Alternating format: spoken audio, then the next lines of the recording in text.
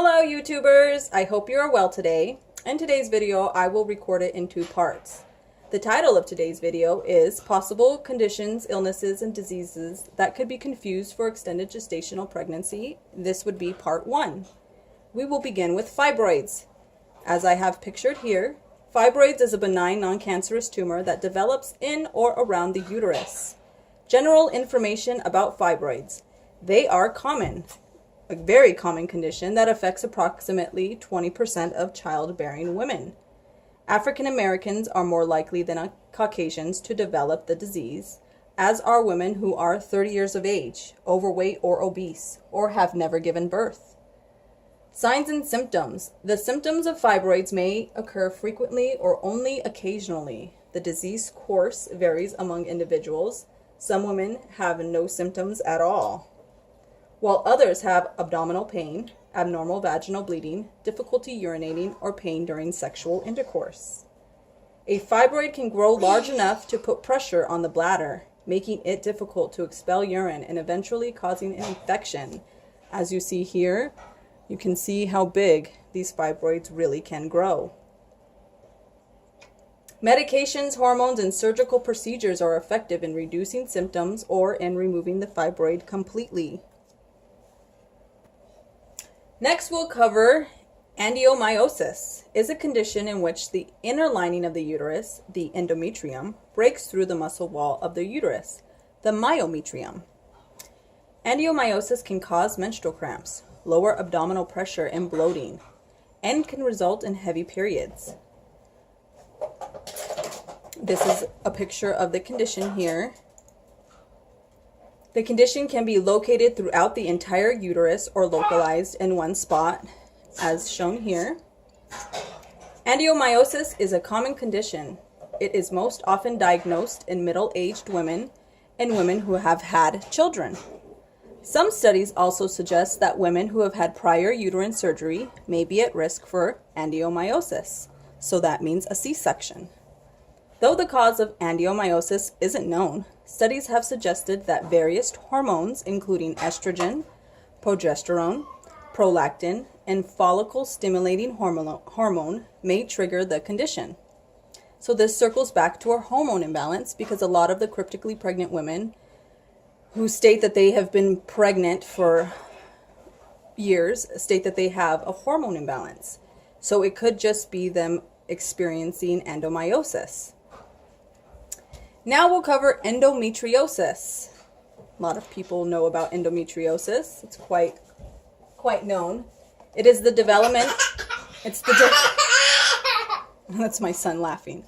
It's the development of uterine lining tissue outside the uterus. The exact known of endometriosis is not known.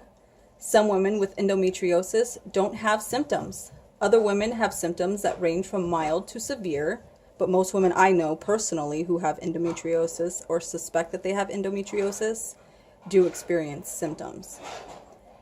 Symptoms may include pain, which can be pelvic pain, severe menstrual cramps, lower back pain, pain during sexual intercourse, rectal pain, pain during bowel movements.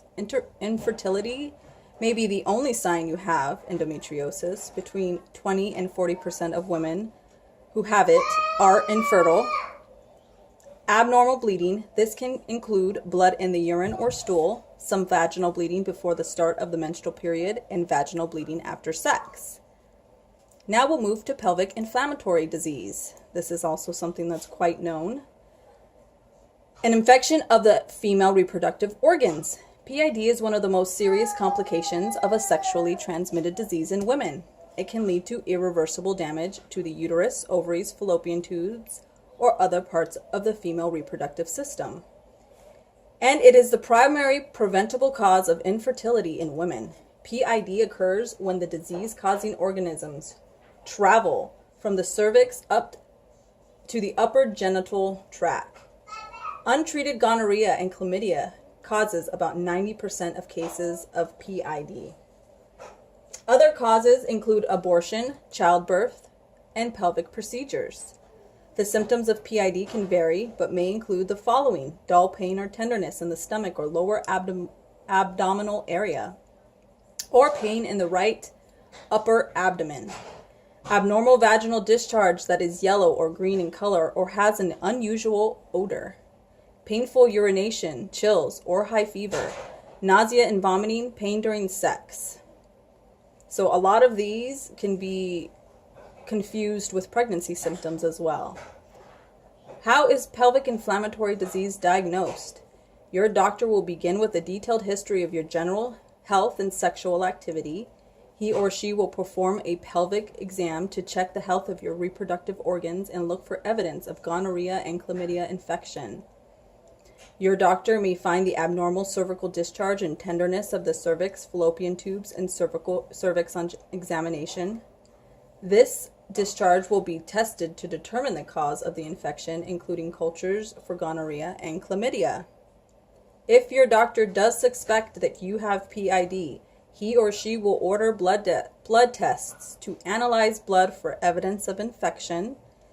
They will order an ultrasound, a sonogram, to view the reproductive organs. And the other tests that are commonly performed to diagnose would be an endometrial biopsy, a procedure in which a small amount of tissue is taken from the uterus and then tested. And then laparoscopy, a procedure during which a thin lighted instrument, laparoscope, is inserted through a small cut in the abdomen to allow the doctor to examine the internal reproductive organs. And then last but not least on this video, we will cover ovarian cysts. There are several different types of ovarian cysts. The most common is a functional cyst. It forms during ovulation. That formation happens when either the egg is not released or the sac follicle in which the egg form does not dissolve after the egg is released. There are quite a different kinds of different cysts. There's the adenomas. These cysts form out of cells on the surface of the ovary. They are often filled with fluid. Dermoid cyst. This type of cyst contains tissue similar to that in other body parts. That includes skin, hair, and teeth have been found in these cysts. What causes ovarian tumors? Tumors can form in the ovaries just as they form in any other body part. Epithelial cell tumors start from the cells on the surface of the ovaries. These are the most common types of ovarian tumors. There's the germ cell tumors. They start in the cells that produce the eggs. They can either be benign or cancerous. Most are benign. Then there's the stromal tumors. They originate in the cells that produce female hormones. And then symptoms of ovarian cysts and tumors include pain or bloating in the abdomen, difficulty urinating or frequent need to urinate, a dull ache in the lower back, pain during sexual intercourse, painful menstruation and abnormal bleeding, weight gain, nausea or vomiting, loss of appetite or feeling full quickly.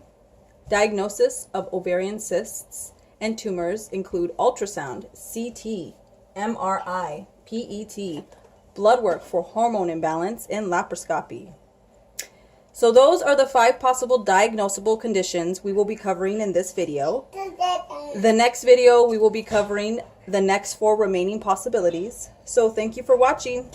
Hope to see you in my next video. Bye.